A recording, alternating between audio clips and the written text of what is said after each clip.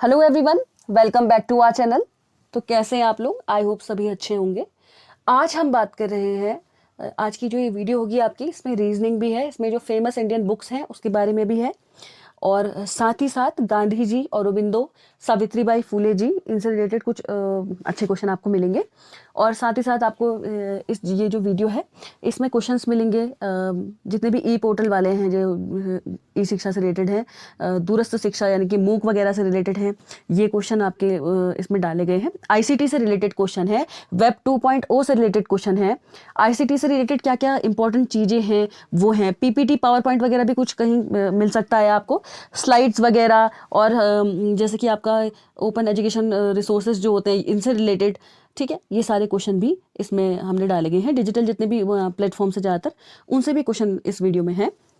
साथ ही साथ एक टीचर के, अच्छे टीचर के क्या गुण होने चाहिए, इस तरीके के जो क्वेश्चन है जो सिलेबस में डाले गए हैं वो भी इस वीडियो में डालने की कोशिश की है। गीजूबाई बदेका जी के बारे में डाला है।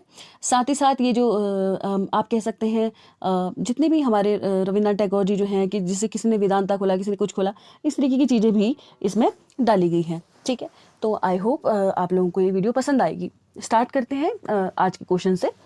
तो सबसे पहला प्रश्न है, और साथ ही साथ उत्तराखंड भी इसमें है। ठीक है, एनालिसिस करके जरूर बताइएगा आपके कितने मार्क्स इसमें बने हैं। पहला प्रश्न है, कल्हड़ द्वारा रचित राज तरंगिणी किस क्षेत्र के इतिहास से संबंधित है? इस एक प्रश्न से दो प्रश्न पहले आपके क्लियर हो जाएंगे। सबसे पहली बात, राज तरंगिणी जो किताब है वो किसके द्वारा लिखी गई है? यहाँ से पता चलता है कल्हड़ द्वारा। राज तरंगिणी लिखी गई है कल्हड़ द्वारा। ठीक है, तो वो इतिहास के किस क्षेत्र से क्या है, संबंधित है? उत्तराखंड, हिमाचल प्रदेश, कश्मीर या फिर असम। ठीक है, तो पॉज कीजिए वीडियो को और आंसर देने की कोशिश कीजिए।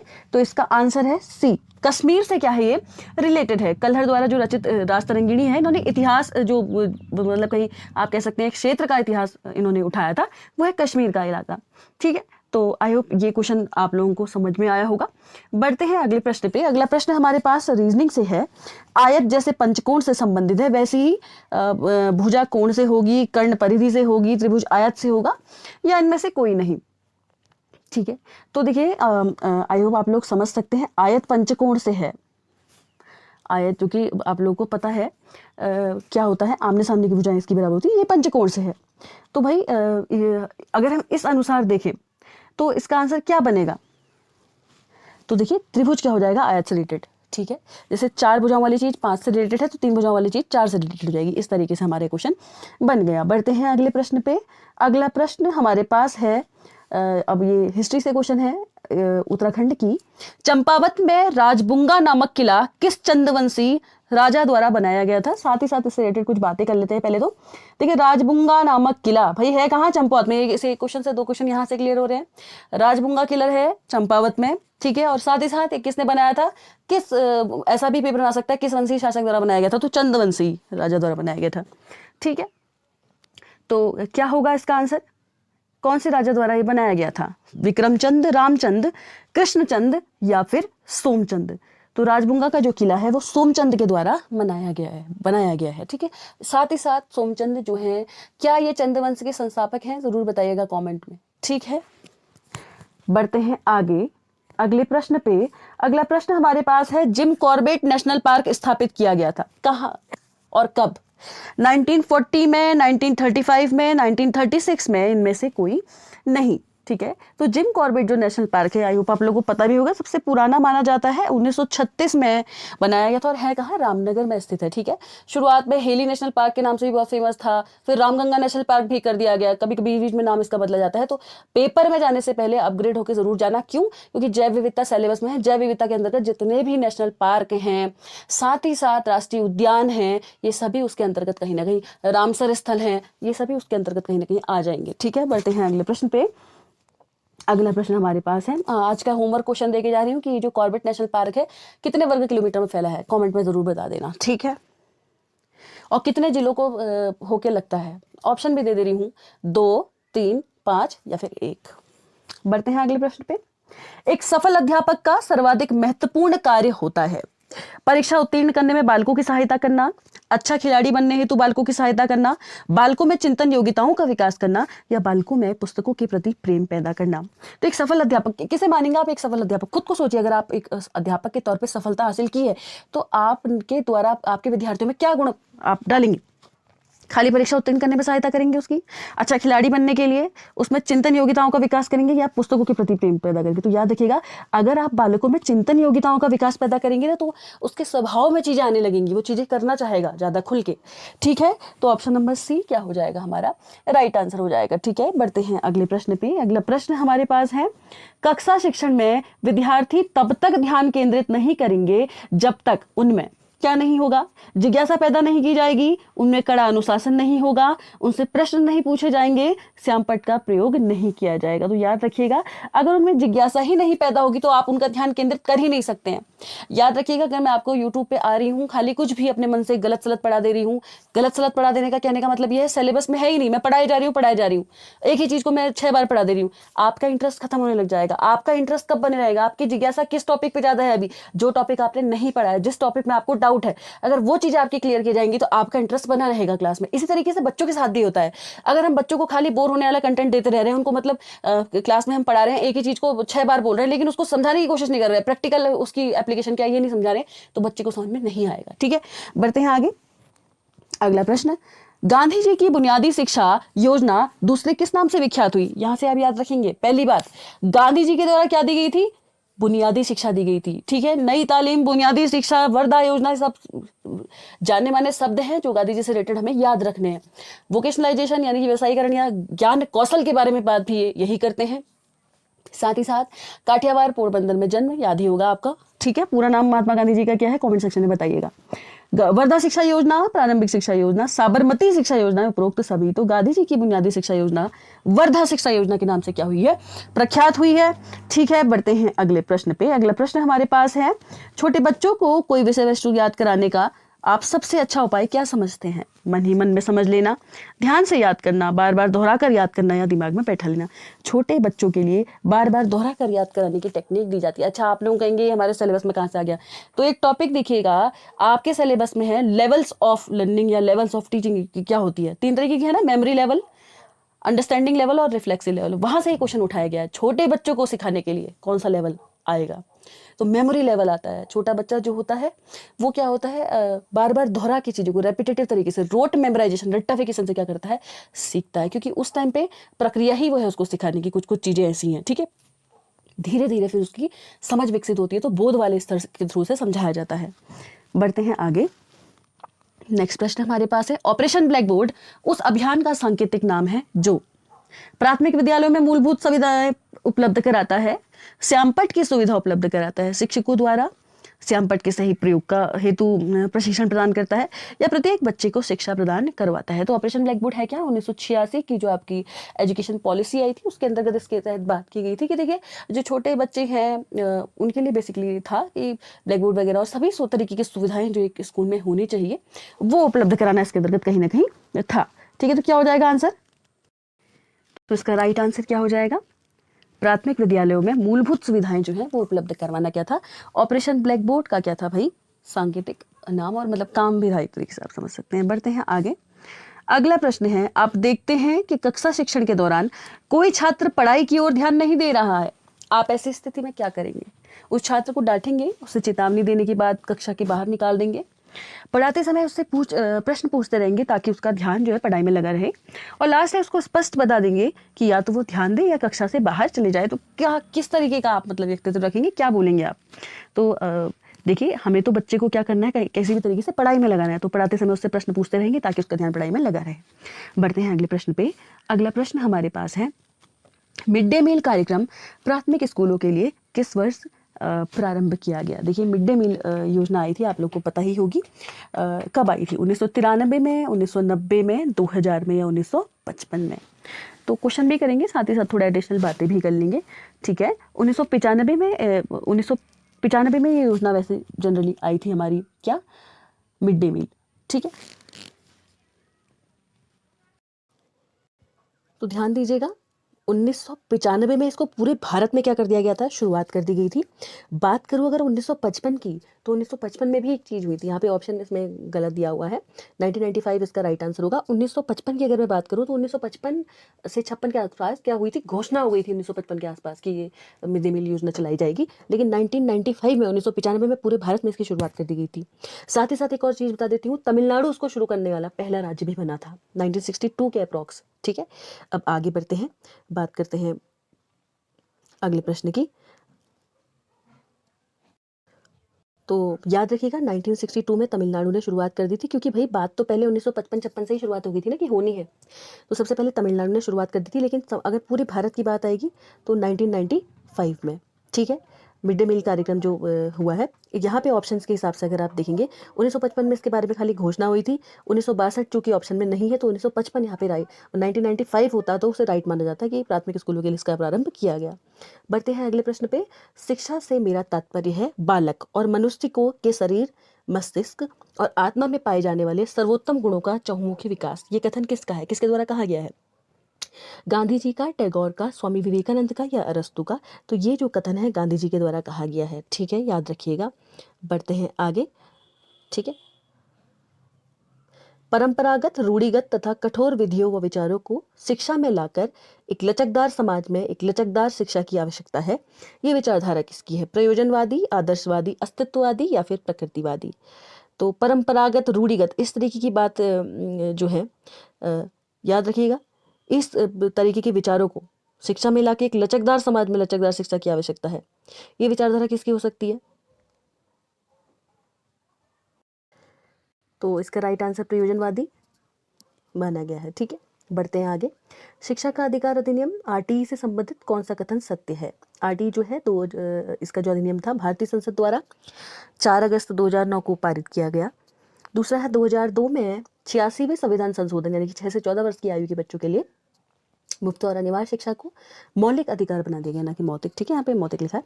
शिक्षा के अधिकार अधिनियम के अनुसार किसी भी बच्चे को कक्षा 8 तक स्कूल से वापस रोकने या स्कूल से निकालने की अनुमति नहीं है। ठीक है, तो कौन कौन से सही हैं, आपको क्या लगता है कि इनमें से कौन कौन से ऑप्शन हमें क्या दिए हैं, एकदम सही दिए हैं? तो याद रखिएगा, आरटी जो अधिनियम है भारतीय संसद द्वारा क्या 4 अगस्त 2009 को पारित किया गया था? तो भाई पहला ऑप्शन तो बिल्कुल सही है, ऐसी बात तो आरटी करता है। अगला है 2002 में हुआ 86वां संविधान संशोधन, जिसमें कि 6 से 14 वर्ष तक की आयु के बच्चों को मुफ्त और अनिवार्य शिक्षा का मौलिक अधिकार बना दिया गया था, ये भी सही है। तीसरा दिया था हमें कि ये जो शिक्षा के अधिकार अधिनियम है, इसके अनुसार किसी भी बच्चे को कक्षा 8 तक के स्कूल से वापस रोकने या स्कूल से निकालने की अनुमति नहीं है। देखिए कहीं ना कहीं बात तो ये भी सही है, लेकिन अब ऑप्शन के अनुसार हमें चीज़ें देनी पड़ेंगी। तो ऑप्शन हमारे पास है केवल फर्स्ट सही है, ऐसा तो नहीं है, केवल सेकंड और थर्ड सही है, केवल फर्स्ट और सेकंड सही है, या सभी सही है? तो ध्यान दीजिएगा, ये जो तीसरा वाला है ये तो वैसे भी इसने क्या रखा है, अनुमति है। भाई ऐसी तो अनुमति है नहीं, है ना? क्या बोलते हैं, कक्षा 8 तक तो स्कूल से बालक को क्या है, वापस रोकने या निकालने की अनुमति नहीं है, होना चाहिए था। यहाँ पे नहीं होता तब राइट होता है, तो ये तो गलत हो गया। तो आपका पहला और दूसरा सही हो गया। याद रखिएगा, मैं दोबारा बता देती हूँ, शिक्षा के अधिकार अधिनियम के अनुसार अगर ऐसा लिखा होता किसी भी बच्चे को कक्षा 8 तक स्कूल से वापस रोकने या स्कूल से निकालने की अनुमति नहीं है, तब ये सही होता। नहीं लिखा था, इसलिए गलत हो गया है। तो केवल अब देखिए, आपको पता है थर्ड तो गलत हो गया, तो कौन सा भाई, केवल फर्स्ट और सेकंड क्या हो जाएगा, सही हो जाएगा। ठीक है, ये गलत हो गया, केवल ये वाला भी गलत हो गया, केवल फर्स्ट और सेकंड क्या है, सही है। तो ऑप्शन नंबर सी हमारा राइट आंसर है। बढ़ते हैं अगले प्रश्न पे। अगला प्रश्न हमारे पास है, सावित्रीबाई फुले ने किस कार्यक्रम की स्थापना की? ऑप्शन नंबर ए नारी सशक्तिकरण अभियान, बी बालहीन मुलाचे शिक्षण, सी बाल विवाह निरोधक, या डी है अनिधन बालिका विवाह निरोधक। तो क्या इन्होंने किया है सावित्रीबाई फुले ने, इसमें से इसके बारे में हमें बताना है। ठीक है, तो सावित्रीबाई फुले जी के द्वारा कौन से कार्यक्रम की स्थापना की गई थी? नारी सशक्तिकरण अभियान, बालहीन मुलाचे शिक्षण, बाल विवाह निरोधक, या अनिधन बालिका विवाह निरोधक? तो याद रखिएगा, इन्होंने बालहीन मुलाचे शिक्षण की क्या की थी, शुरुआत की थी। Option number B.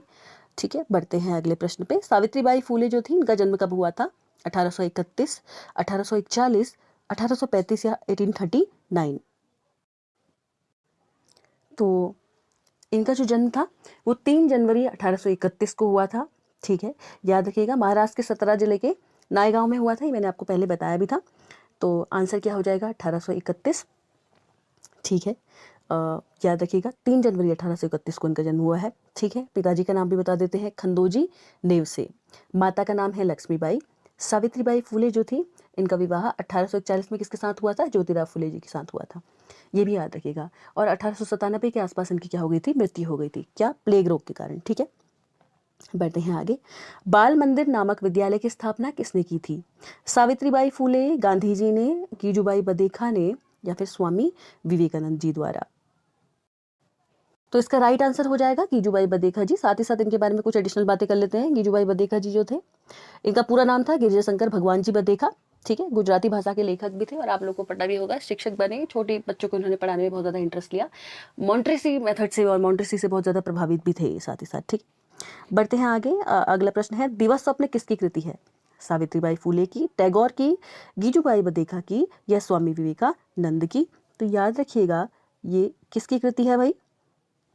ये कृति है गीजूबाई बदेकर जी की। ठीक है, स्वामी विवेकानंद अगर आ जाएगा तो वेदांता याद रखना है, टैगोर से याद रखना है, साहित्य प्रेमी, ये सब। गीतांजलि इनके द्वारा प्रमुख लिखी गई, चंडालिका। ठीक है, ये सब फेमस थी इनकी, और इसके लिए गीतांजलि के लिए इन्हें नोबेल प्राइज़ भी मिला है। और सावित्रीबाई फुले जी तो आपको पता ही है, सत्यशोधक समाज, ज्योतिराव फुले इनके हस्बैंड, और इन्होंने बहुत सारे जो भी काम किए हैं शिक्षा के क्षेत्र में, बहुत सारे सुधार किए, दहेज प्रथा को खत्म करना, सती कस्टम के विरुद्ध आवाज़ उठाना।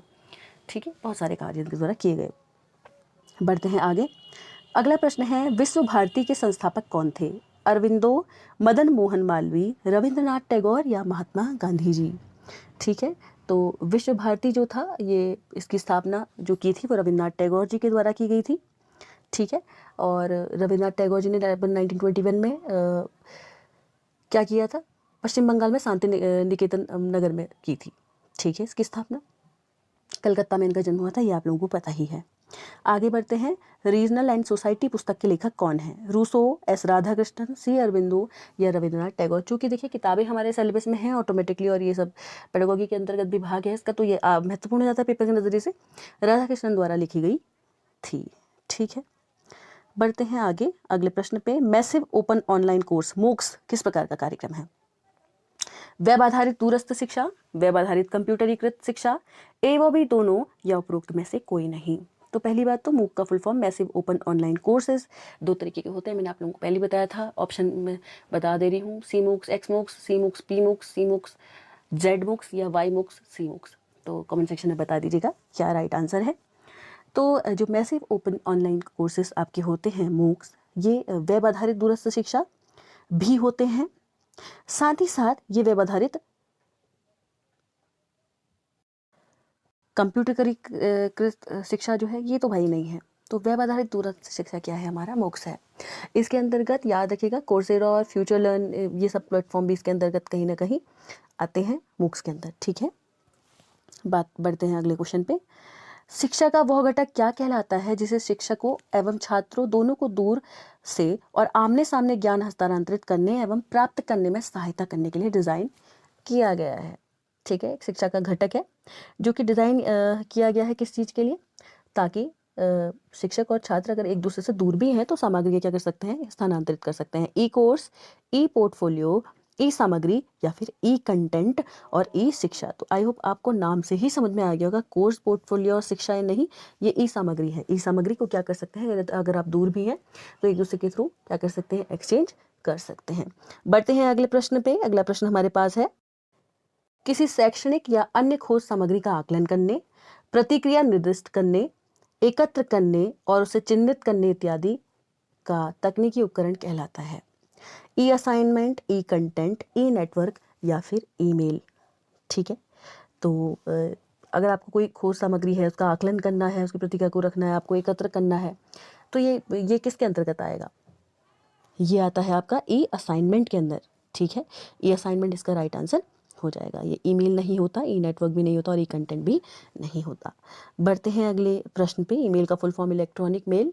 ठीक है, रेटोमिल्सन, इससे आप याद रखेंगे। अगला क्वेश्चन, किसी बढ़ती लोकप्रियता ने शैक्षणिक वातावरण को तकनीकी रूप से सुदृढ़ किया है? कौन सा है ऐसा जो शैक्षणिक वातावरण को तकनीकी रूप से मजबूत कर रहा है? और भी ऑनलाइन कक्षा, सोशल नेटवर्किंग, वर्चुअल वीडियो, या नेटवर्किंग मार्केट? तो क्या लगता है आपको, क्या होगा इसका राइट आंसर? तो इसका राइट आंसर हो जाएगा सोशल नेटवर्किंग ऑब्वियसली, क्योंकि सोशल नेटवर्किंग जो है आप लोग समझ ही पा रहे हैं आजकल, चाहे फेसबुक देख लीजिए आप लोग, इंस्टाग्राम देख लीजिए आप लोग, ट्विटर देख लीजिए आप लोग, है ना, इन सभी जगह से क्या है, कहीं ना कहीं किसी न किसी माध्यम से, यूट्यूब देख लीजिए, आप सीख तो रहे हैं, लर्न तो कर रहे हैं आप, ठीक है। बढ़ते हैं अगले प्रश्न पे। अगला प्रश्न हमारे पास है, ई रिकॉर्ड के संदर्भ में सही कथनों पर विचार कीजिए। इलेक्ट्रॉनिक रिकॉर्ड डिजिटल प्रारूप में संग्रहित जानकारी को संदर्भित करते हैं, जिसमें दस्तावेज, चित्र, ईमेल, डेटाबेस एवं अन्य प्रकार के डेटा शामिल होते हैं। अगला प्रश्न है, पारंपरिक कागजी रिकॉर्ड के विपरीत इलेक्ट्रॉनिक रिकॉर्ड गैर भौतिक डिजिटल क्षेत्र में मौजूद होते हैं। अगला है, ई रिकॉर्ड सूचना प्रबंधक में एक आदर्श बदलाव का प्रतिनिधित्व करता है। और डी है उपरोक्त सभी। तो ई रिकॉर्ड के बारे में ये सारी ही चीज़ें कहीं ना कहीं क्या है, एकदम सही हैं। ई रिकॉर्ड जो है इलेक्ट्रॉनिक रिकॉर्ड को भी डिजिटल रूप में अपने पास रखता है, साथ ही साथ पारंपरिक कागजी रिकॉर्ड जो होंगे उसको भी आप उसमें रख सकते हैं। आप लोग आजकल देख रहे होंगे एक ऐप आती है जिसमें अगर आपका सीटेट का भी जो आपका डिजी लॉकर जो है, सीटेट का भी अगर आपका मार्क्स होते हैं आप उसमें रख सकते हैं, आधार कार्ड भी रख सकते हैं। तो देखिए संग्रहित करके रख तो रहे हैं एक जगह पे हम, है ना। अगला है, ई रिकॉर्ड सूचना प्रबंधक में एक आदर्श बदलाव का प्रतिनिधित्व करता है। हाँ, ये भी है। तो उपरोक्त तो सभी क्या हो जाएगा, हमारा राइट आंसर हो जाएगा। बढ़ते हैं अगले प्रश्न पे। अगला प्रश्न हमारे पास है, मुफ्त शिक्षा संसाधन OER ओपन एजुकेशन रिसोर्स जो होते हैं किसके उपयोग के लिए स्वतंत्र रूप से ऑनलाइन उपलब्ध है? सामाजिक एवं सामाजिक गतिविधियों। अगला है, शिक्षण एवं शिक्षण सामग्री। अगला है, आर्थिक एवं आर्थिक गतिविधि। और डी है उपरोक्त में से कोई भी नहीं। इसका राइट आंसर हो जाएगा आपका शिक्षण और शिक्षण सामग्री के क्या आते हैं, काम आते हैं, क्योंकि भाई ओपन एजुकेशन रिसोर्स, एजुकेशन से रिलेटेड बात है तो शिक्षण और शिक्षण से रिलेटेड ही सामग्री क्या कराएंगे, प्रयुक्त करवाएंगे, ठीक है। बढ़ते हैं अगले प्रश्न पे। अगला प्रश्न, कई शिक्षक स्वनिर्देशित सीखने के अवसरों को बढ़ाने के लिए किसके माध्यम से शिक्षण सत्रों, कक्षा सत्र, व्यवहारिक कक्षाएं इत्यादि को एम्बेड करते हैं? मुक्त शिक्षा या शैक्षिक संसाधन, ऑनलाइन शिक्षण संस्थान, पारंपरिक शिक्षा संस्थान या फिर संसाधन या फिर उपरोक्त में से कोई नहीं। तो क्या लगता है आपको इसका आंसर क्या होगा? पॉज कीजिए और इसका आंसर दीजिए। तो ध्यान दीजिए, ये क्या है ना, अगर क्या है, स्वनिर्देशित सीखने के लिए अवसरों को बढ़ाने के लिए आजकल ज़्यादा से ज़्यादा ट्रेंड में है मुक्त शिक्षा या शैक्षिक संसाधन, ठीक है। ओपन एजुकेशनल रिसोर्सेज जो होते हैं, जैसे आप लोगों ने देखा होगा आजकल NCERT देख लीजिए, कोई भी बुक देख लीजिए, अगर आप ओपन ऑनलाइन देखेंगे तो आपको मिल जाएगी कहीं ना कहीं। बहुत सारी बुक्स ऐसी होती हैं। कुछ पोर्टल्स होते हैं जो अलाउड नहीं करते हैं, अपनी सेपरेटली ऐप बना देते हैं, अलाउड नहीं करते। कुछ पोर्टल्स होते हैं जो गवर्नमेंट के थ्रू भी चलाए गए हैं ताकि बच्चों को क्या हो, सुविधा हो, है ना। बढ़ते हैं आगे अगले प्रश्न पे। किसे ऑनलाइन सॉफ्टवेयर प्रोग्राम के रूप में वर्णित किया गया है जो उपयोगकर्ताओं को विभिन्न प्रकार के काम करने के लिए क्या करता है, आमंत्रित करता है? दीक्षा 2.0 टूल, वेब 2.0 टूल, संकल्प 2.0 टूल या स्वयं 2.0 टूल? तो क्या हो जाएगा इस प्रश्न का आंसर, क्या लगता है आप लोगों को, कौन सा है ये टूल जिसे इस तरीके से हम क्या करते हैं, यूज़ करते हैं? तो इसका आंसर आपका हो जाएगा, देखिए दीक्षा 2.0 टूल जैसा तो कुछ है नहीं, संकल्प और स्वयं भी नहीं है, तो वेब 2.0 टूल, ठीक है। वेब 2.0 को किसके लिए यूज़ कर रहे हैं आप? एक ऑनलाइन सॉफ्टवेयर प्रोग्राम की तरह यूज़ कर रहे हैं, जो कि उपयोगकर्ता उसमें आ सकते हैं, कोई भी चीज़ें बना रहे हैं, वो कोई भी अभी टेक्नोलॉजी का यूज़ करके किसी भी तरीके का प्लेटफॉर्म पे वो काम कर रहे हैं, वो इसके अंतर्गत आएगा, ठीक है। दार्सिडी द्वारा गढ़ा गया शब्द है, याद रखिएगा। बढ़ते हैं आगे अगले प्रश्न पे। अगला प्रश्न हमारे पास है, किसका उपयोग शिक्षण एवं सीखने के लिए एक उपकरण के रूप में होता है? ICT, IIT, IIM या IDBT? तो क्या लगता है आपको, शिक्षण एवं सीखने के लिए हम कौन से उपकरण का यूज़ कर रहे हैं आजकल? ये तो हमारा टॉपिक ही है पूरा, है ना, इंफॉर्मेशन एंड कम्युनिकेशन टेक्नोलॉजी यानी कि ICT का प्रयोग आप कर रहे हैं ज़्यादा से ज़्यादा सीखने के लिए, चीज़ों में एडवांसमेंट लाने के लिए, है ना। बढ़ते हैं अगले प्रश्न पे। शिक्षण एवं सीखने के प्रमुख ICT उपकरण कौन से हैं? ब्लैक बोर्ड, गूगल क्लासरूम, विषय विशिष्ट उपकरण या उपरोक्त सभी? देखिए टीचिंग के लिए भी और लर्निंग के लिए भी इनमें से कौन से प्लेटफॉर्म है जो आजकल एक तरीके से आप कह सकते हैं कि बहुत ज़्यादा क्या हो रहा है, यूज़ करते हैं आप ICT के तौर पे, ठीक है। शिक्षण और सीखने के प्रमुख ICT उपकरण कौन कौन से हो सकते हैं, तो बताइए क्या आपको लगता है। तो देखिए याद रखिएगा, गूगल क्लासरूम है भाई, बिल्कुल है। विषय विशिष्ट उपकरण है, बिल्कुल है। ब्लैक बोर्ड भी कहीं ना कहीं आईसीटी के उपकरण के तहत आया ना, ज़रूरी थोड़ी ना है। वो जो ब्लैक बोर्ड हम पहले यूज़ करते थे उसमें भी तो अब एडवांसमेंट आती जा रही है, उसको आपने ई बोर्ड में भी कन्वर्ट कर दिया है, वो भी एज अ ब्लैक बोर्ड हम कई बार उसको यूज़ करते हैं। तो उपरोक्त सभी क्या आ जाएगा इसमें, राइट हो जाएगा। ठीक है, बढ़ते हैं अगले प्रश्न पे। अगला प्रश्न हमारे पास है, सीखने के उपकरण जो हैं आईसीटी उपकरण बेसिकली वो कौन से हैं जिनका उपयोग बड़ी टीमों वाली आईटी कंपनियों द्वारा भी किया जाता है। तो याद रखिएगा, शिक्षण और सीखने के ऐसे उपकरण जो कि आईसीटी के अंतर्गत आते हैं और बड़ी बड़ी आईटी की जो टीम्स हैं उसको या कंपनियां हैं वो उसे यूज़ कर रही हैं। आईटी की कंपनियों के अंदर बहुत सारी टीम्स बनी हुई है और वो एक तरीके से उसमें यूज़ किया जा रहा है। ठीक है, माइक्रोसॉफ्ट टीम है ये, गूगल क्लासरूम है, ट्रोलो है, या विषय विशिष्ट उपकरण ये है। ठीक है, तो क्या लगता है आपको क्या है? तो ये ट्रोलो है। ठीक है, ट्रेलो कह सकते हैं आप इसे। बढ़ते हैं अगले प्रश्न पे। अगला प्रश्न हमारे पास है, मूल्यांकन में आईसीटी उपकरण का प्रयोग किन तकनीकों के माध्यम से किया जाता है? बोध, अनुप्रयोग, विश्लेषण या ये सभी? तो याद रखिएगा, मूल्यांकन अगर आप कर रहे हैं तो ये सभी चीज़ें कहीं ना कहीं उसके अंदर आ जाएंगी। ठीक है, बोध भी आ जाएगा, एप्लीकेशन भी आ जाएगा, एनालिसिस भी आ जाएगा, तो ये सभी इसका क्या हो जाएगा, राइट आंसर हो जाएगा। ठीक है, right answer will be D. ठीक है, बढ़ते हैं अगले प्रश्न पे। किसकी प्रक्रिया अध्ययन अध्यापन के दौरान संपूर्ण शैक्षिक सत्र की अवधि में चलती रहती है? मूल्यांकन, शैक्षणिक शोध, शिक्षण पद्धति या फिर इनमें से कोई नहीं? तो क्या आपको लगता है? तो इसका राइट आंसर हो जाएगा मूल्यांकन। मूल्यांकन की प्रक्रिया जो है वो आप कह सकते हैं संपूर्ण शैक्षिक सत्र में क्या होता रहता है, चलती रहती है। ठीक है, बढ़ते हैं अगले प्रश्न पे। अगला प्रश्न हमारे पास है, वह सामग्री जो शिक्षा को सरल, सुगम, आकर्षक, हृदयग्राही एवं बोधगम्य बनाती है तथा शिक्षण में मददगार साबित होती है कहलाती है? शिक्षण अनुसंधान, शिक्षक शिक्षण सीखना सामग्री, शिक्षण सहायक सामग्री या शिक्षण आधारित प्रणाली? ठीक है, तो देखिए ऐसी सामग्री जो आपके लिए यूजफुल हो, आकर्षक लगे बच्चों को और सरलता, सहजता लाए, बोधगम्यता लाए समझने में, उनको इजीली अंडरस्टैंड हो जा रही है सारी चीज़ें, तो वो टीएलएम होता है, टीचिंग लर्निंग मटेरियल होता है जो हम यूज़ करते हैं। वो किसी भी तरीके का हो सकता है, ऑडियो विजुअल दोनों, बोथ, है ना। तो इसको हम क्या करते हैं, यूज़ करते हैं। इसके तहत आपके सिलेबस में अलग अलग तरीके की चीज़ें डाली भी गई हैं इवन, है ना। बढ़ते हैं आगे। अगला प्रश्न है, शिक्षण अधिगम या सीखना सामग्री के प्रकार कौन कौन से हैं? श्रव्य साधन, दृश्य साधन, श्रव्य दृश्य साधन, ये सभी। तो आई होप आप लोग समझ ही रहे हैं, ऑडियो वीडियो और ऑडियो वीडियो सभी तरीके के साधनों से, सभी तरीके के माध्यमों से बच्चा क्या करता है, सीखता है। ये सभी टीचिंग लर्निंग मटेरियल ही है एक तरीके के। तो ऑप्शन नंबर डी हमारा राइट आंसर हो जाएगा। बढ़ते हैं अगले प्रश्न पे। निम्नलिखित में से कौन सा शिक्षण के श्रव्य साधन है? रेडियो प्रसारण, ग्रामोफोन, डिजिटल ऑडियो प्लेयर या उपरोक्त में से सभी? तो आपको क्या लगता है? देखिए रेडियो प्रसारण भी एक तरीके से आप सुनते ही हैं, ग्रामोफोन भी सुनने के लिए होता है, और डिजिटल ऑडियो प्लेयर, ऑडियो कह दिया तो आपको समझ ही आ रहा होगा। तो ये उपरोक्त सभी इसका राइट आंसर हो जाएगा। सभी क्या है, ये ऑडियो एड्स हैं, आप एक तरीके से कह सकते हैं। ठीक है, बढ़ते हैं अगले प्रश्न पे। अगला प्रश्न हमारे पास है कि आपको क्वेश्चन दिया है, किस श्रव्य साधन का उपयोग निदानात्मक एवं उपचारात्मक दोनों ही शिक्षण विधियों में प्रयुक्त किया जाता है?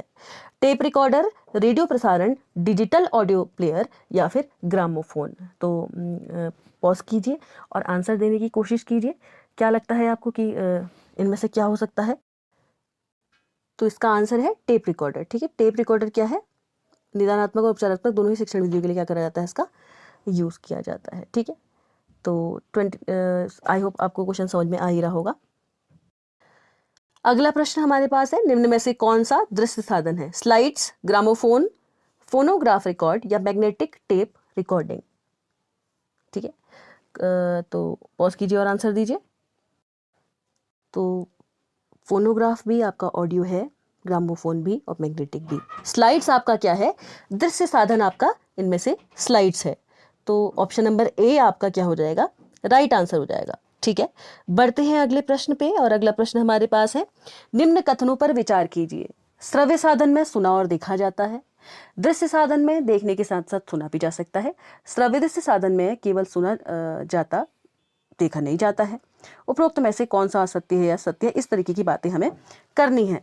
तो देखिए श्रव्य साधन में सुना और देखा जाता है। अब बताइए भाई, श्रव्य साधन में तो खाली सुना जाता है, दृश्य साधन में देखने के साथ साथ सुना भी जा सकता है, दृश्य साधन में तो देखा जाता है ना। तो श्रव्य दृश्य साधन में केवल सुना जाता है या देखा नहीं जाता है। तो भाई ये तीसरा ऑप्शन भी गलत है। तो अब हमें आंसर बताना था, केवल 1, केवल 2, केवल 3, ये सभी के सभी क्या हैं भाई, असत्य हैं। ठीक है, तो ऑप्शन नंबर डी क्या हो जाएगा राइट आंसर, सभी असत्य हैं। तो आज समाप्त होता है आज का ये सेशन। कैसा लगा आपको कमेंट सेक्शन में कमेंट करके जरूर बताइएगा। अगर पसंद आया है तो लाइक शेयर कमेंट और सब्सक्राइब आप कर सकते हैं हमारे चैनल को, ज़्यादा से ज़्यादा शेयर कीजिएगा। ठीक है, और अगर आप ऑलरेडी हमारे सब्सक्राइबर्स हैं तो उसके लिए तहे दिल से शुक्रिया आप लोगों का। ज़्यादा से ज़्यादा शेयर कीजिएगा वीडियो को, पसंद आए तो लाइक भी ज़रूर कीजिएगा। ठीक है, थैंक यू।